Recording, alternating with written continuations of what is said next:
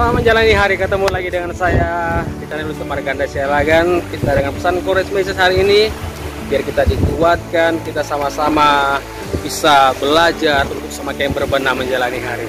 Pesan kemarin kita belajar bahwa kita harus hati-hati, ada hal yang berbahaya, yaitu persungutan yang bisa tanpa sadar kita sedang menggugat Tuhan. Bagaimana mengatasinya? Kita hari ini kita belajar, kita handle itu dengan yang namanya bersyukur. Tema kita hari ini adalah bersyukur menempatkan kita berada dalam pemeliharaan Allah.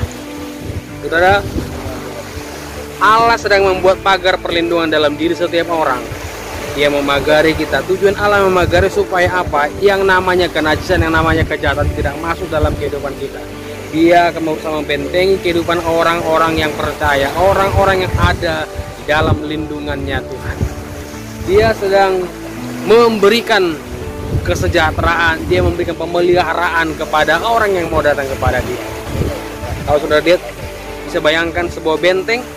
Nah, kalau dalam benteng itu pasti aman semua yang di dalamnya. Tetapi kalau di luar benteng itu bisa datang binatang buas yang mengganggu, bisa datang musuh yang membunuh, dan banyak hal-hal yang di luar pemikiran yang pasti tidak mengenakan, yang pasti tidak membuat tenang jiwa. Allah memberikan jaminan semua yang dalam perlindungannya. Ternyata ada orang tidak percaya dengan Allah, tidak merasa, aku tidak setuju dengan apa yang Allah katakan, aku tidak percaya. Lalu dia belajar mengandalkan dirinya sendiri, dia mau keluar dari benteng perlindungan Allah. Dia percaya dengan apa yang dia lakukan.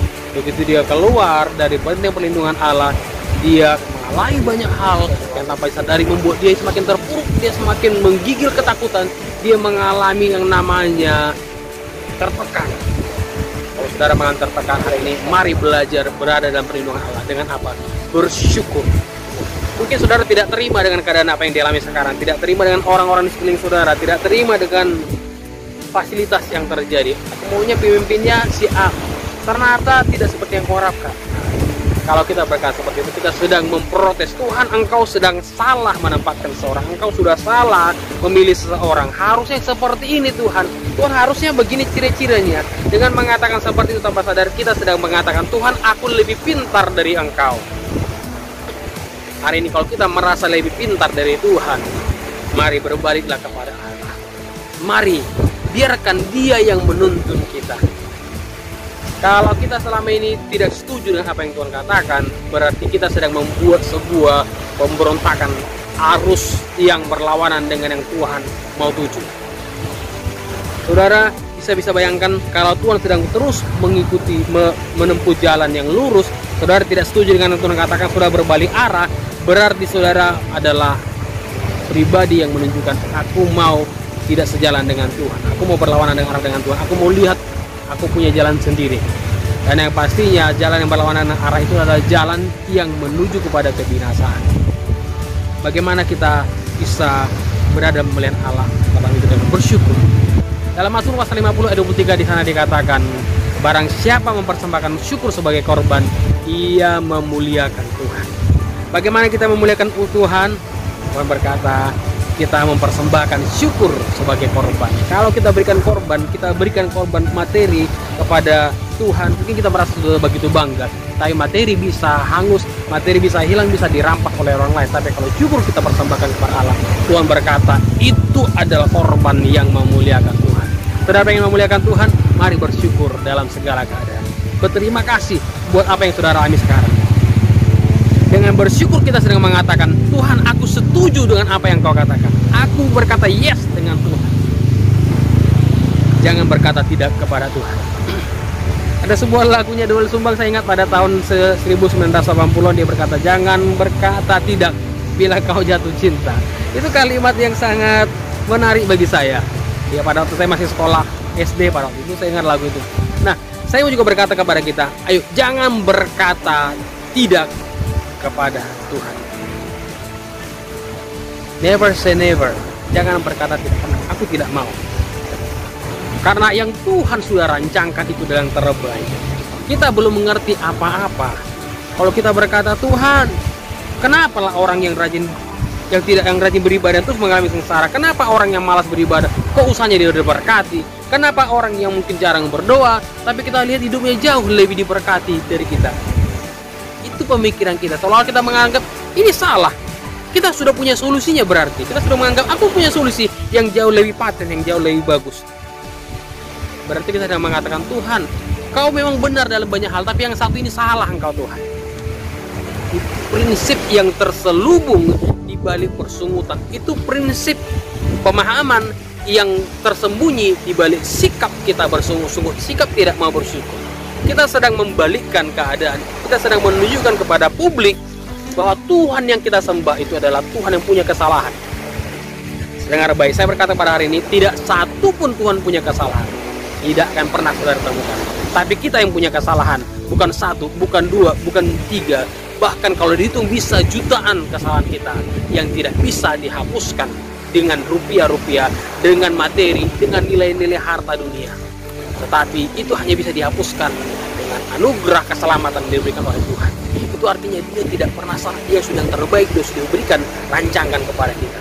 Sudah begitu jelas dia berkata melalui Nabi Yeremia, dia merancangkan masa depan yang penuh harapan. Berarti penuh harapan berarti itu penuh, tidak kurang, tidak sedikit, tidak tanggung-tanggung. Allah sudah berikan bagi kita masa depan yang penuh harapan, yang lengkap, tidak ada kekurangan. Berarti dia memberikan yang perfect bagi saudara dan saya. Luar biasa Tuhan kita. Dia memberikan perfect, dia memberikan sempurna. Di tempat ini saya mau ngajak kita untuk bersyukur kepada Tuhan, untuk percaya bahwa lihat apa yang dia lakukan, apa yang dia rencanakan, apa yang disertakan dalam diri kita. Itu luar biasa. Itu begitu indah. Mari belajar kita. Mari mau di dalam pemeliharaan Allah. Mari tingkatkan rasa syukur kita. Mari terima apa yang Tuhan beri. Kalau saudara tidak mau menerima apa yang Tuhan beri, berarti sedang menolak yang berharga daripada Tuhan. Tuhan tidak pernah memberikan yang murahan. Dia tidak pernah memberikan barang-barang second. Dia tidak pernah memberikan barang-barang bekas. Tapi yang baru, yang terbaik, yang the best, yang dia berikan. Itu yang dia taruhkan kepada kita. Sebabnya hari ini mari kita belajar. Lihat, kalau Tuhan sudah berikan yang terbaik, lihat, berterima kasih. Kita sudah berkata, Tuhan, istriku kok seperti ini. Tuhan tidak pernah salah memberikan istri kepada kita. Tuhan, kenapa suamiku seperti ini? Tuhan tidak pernah salah memberikan suami. Tuhan, kenapa anakku seperti ini? Kenapa orang tua seperti ini? Iya. Itu berarti orang-orang mengatakan seperti itu, dia mengatakan Tuhan salah tempatkan. Tuhan, harusnya bukan seperti ini mamaku, harusnya bapakku bukan seperti ini, harusku anakku yang terbaik, bukan ini. Tapi saudara sudah punya gambaran yang terbaik, bukan yang Tuhan rancangkan. Hari ini sadarlah saudaraku, sadarlah kita ini manusia yang belum tahu apa-apa. Kita masih sangat sedikit. Jangan seperti kita seperti orang yang dibuat kata di bawah tempurung, yang mana peribahasa itu menggambar kata di bawah tempurung. Dia mengatakan, aku sudah sentuh dunia. Dunia sangat kecil, ternyata tidak seperti yang orang gambarkan. Dunia sangat kecil. Begitu dia lompat, aku udah kesentuh dunia. Ternyata dia di bawah tempurung. Tapi dia saat dia keluar dari tempurung itu, dia lihat ternyata dunia begitu luas. Dia bisa lompat kemana-mana, bahkan beranjak ke tempat yang begitu luas, sehingga dia bisa melihat begitu banyak hal-hal yang dia tidak bisa pikirkan, begitu banyak hal-hal yang belum dia ketahui. Harusnya kita berpikir seperti itu. Dunia ini tidak sempit, dunia ini begitu luas, banyak hal yang Tuhan kerjakan, banyak hal yang Tuhan lakukan yang tanpa kita sadari dia sudah kerjakan, dia sudah pikirkan. Bahkan sebelum kita lahir dia sudah tahu bagaimana itu. Saudaraku, saya mau ingat sedikit. Sebelum saya ketemu dengan istri saya, sebelum saya tahu siapa istri saya sudah siapkan nama anak saya. Saya gambarkan anak saya, saya berikan namanya dia. Dan begitu saya ketemu mamanya, saya sudah gambarkan nanti anak kita namanya dia. Begitu lahir saya berikan namanya dia. Dan benar sampai hari ini namanya adalah Dea Yota Yediel. Saya sudah pikirkan jauh sebelum saya kenal mamanya, sebelum dia lahir dalam perut mamanya, saya sudah pikirkan siapa namanya. Dan Tuhan jauh daripada itu pengetahuannya memikirkan semuanya. Masihkah saudara bersungut-sungut? Masihkah saudara berkata Tuhan itu salah? Masihkah saudara menganggap Tuhan itu jahat? Tak sekalipun, never once. Dia tidak pernah salah kepada kita. Dia tidak pernah salah merancangkan. Dia tidak pernah salah menempatkan orang tua bersama dengan kita. Dia tidak pernah salah menempatkan pasangan yang bersama dengan saudara. Dan tidak pernah menempatkan yang salah orang-orang di sekeliling kita. Semuanya untuk maksud dan tujuan tertentu yang sampai saat ini mungkin belum saudara pahami. Hanya saudara kita perlu belajar mengerti, memahami. Nantinya Tuhan akan singkapkan, menunggu waktunya dia singkapkan, kita belajar menantikan. kapan Tuhan singkapkan. Bukan gegabah, bukan terburu-buru, bukan langsung mengambil jalan pintas, shortcut yang kita munculkan. Saudara, yang namanya shortcut itu orang suka. Biarlah kita lihat hari ini, semua yang Tuhan berikan tidak satu pun jahat. Bahkan Dia mengenyahkan yang jahat dari kehidupan manusia. Bahkan Dia menyingkirkan yang lemah dari hidup. Dia bersihkan kita setiap hari. Dia perhatikan, Dia rawat kita. Masihkah saudara bersungguh-sungguh?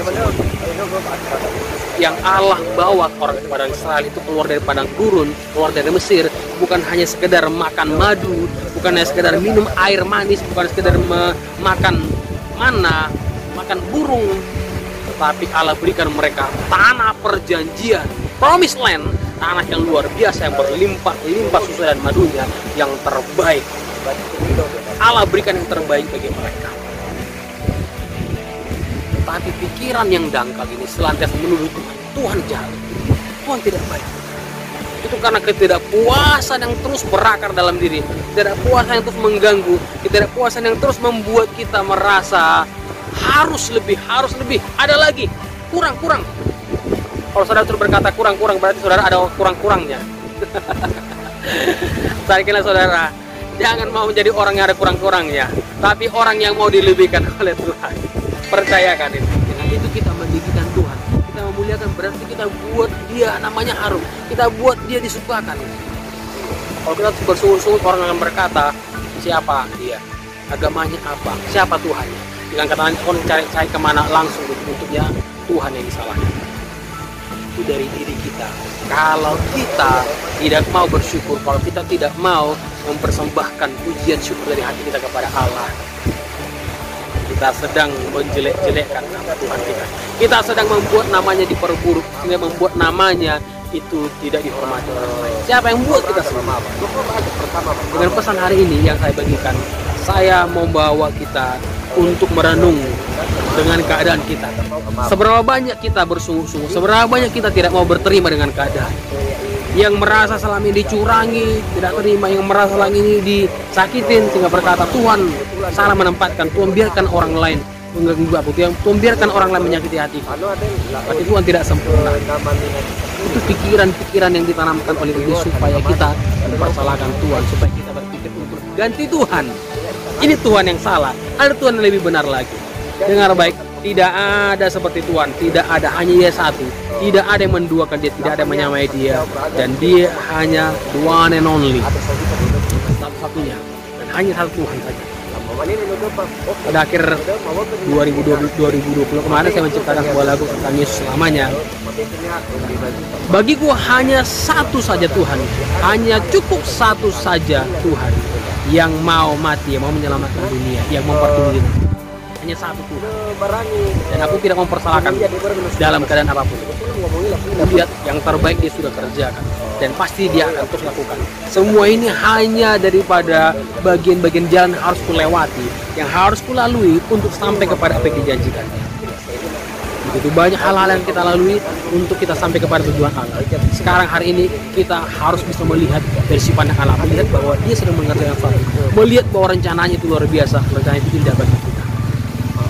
Dari daerah pantai Bosur ini saya mengajak kita lihat, bersyukurlah kepada Tuhan, bersyukurlah punya istri, mungkin dia cerewet, mungkin dia suka banyak bicara, bersyukurlah punya anak, mungkin dia tidak seperti yang diharapkan, bersyukurlah punya mertua yang terkadang mertuanya mau terkadang memaki-maki, mau terkadang menjengkali, bersyukurlah punya gembala yang terkadang tidak pengertian, bersyukurlah punya teman-teman dalam pelayanan yang terkadang juga berusaha menyingkirkan.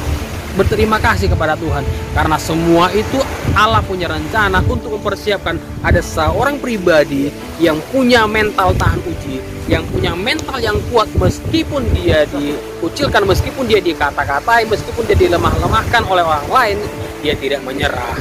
Bisa kita bayangkan, saudaraku, kalau ada orang yang ikut ujian Kopassus, begitu dalam ujian Kopassus disuruh lompat ke lumpur, dia bilang, malu, aku tengok orang kulit ke lumpur. Bayangkan Kopassus seperti apa nanti yang muncul. Begitu dia disuruh berenang, takut tenggelam. Begitu dia disuruh untuk merayap, dia berkata, nanti perutku bergaris-garis. Tidak mau aku. Nanti kita akan melihat begitu banyak tentara-tentara Kopassus yang bencong, yang tidak tegap, yang takut menghadapi tantangan, Kopassus yang sembunyi di saat banyak teroris muncul. Tapi kenapa orang selalu dengan Kopassus? Karena di saat mereka dalam latihan, mereka kuat tegar menghadapi tantangan, mereka mau melihat situasi yang terjadi itu sebagai proses supaya mereka siap menjadi alat negara yang bisa diandalkan.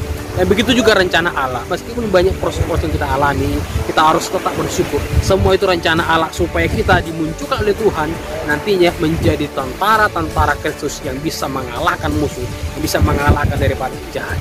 Biar hari ini melalui pesan Koresmes hari ini, saudara, adalah bilangan orang-orang yang mau dipakai oleh Tuhan, yang mau bersyukur kepada Allah. Dan kalau hari ini mungkin saudara merasa terganggu, merasa tidak bersyukur, merasa kacau dengan keadaan orang yang dia alami, saya mau mengajak saudara untuk berdoa. Saya ingin berdoa saudara supaya saudara dikuatkan oleh Tuhan, mau mengenyahkan dengan namanya persungutan, mengenyahkan dengan namanya sungsung itu, dan kita gantikan hari ini dengan bersyukur kepada Allah. Kalau saudara mau hidupkan, mari bersama saya kita berdoa. Tuhan, aku ini berdoa buat mereka yang selama ini mungkin tidak terima dengan keadaan yang terjadi. Mungkin mereka bersungut-sungut, mungkin mereka merasa semakin ditindas, merasa hidupnya dibuat tidak berharga, merasa tidak dihormati oleh orang lain. Tuhan, hari ini aku berdoa, Tuhan kuatkan mereka, Tuhan teguhkan hati mereka supaya mereka tetap mau bersyukur dalam segala keadaan. Bukan hanya dalam keadaan senang, tapi meskipun mereka susah, mereka mau bersyukur kepada Tuhan. Tuhan, kami percaya hari ini kuasa-Mu bekerja, hari ini Roh-Mu bekerja bagi setiap orang yang mendengar pesan ini. Aku percaya kekuatan Allah mengalir. Dalam nama Tuhan Yesus, kami berdoa. Amin. Percaya saudaraku, saudara diberkati oleh Tuhan, saudara dikuatkan, saudara dibangkitkan, dan saudara menjadi pemenang-pemenang Tuhan pakai untuk mempersembahkan korban yang terbaik bagi Allah. Ini yang Tuhan nantikan dari kita. Mari selamat menjalani hari, Tuhan memberkati.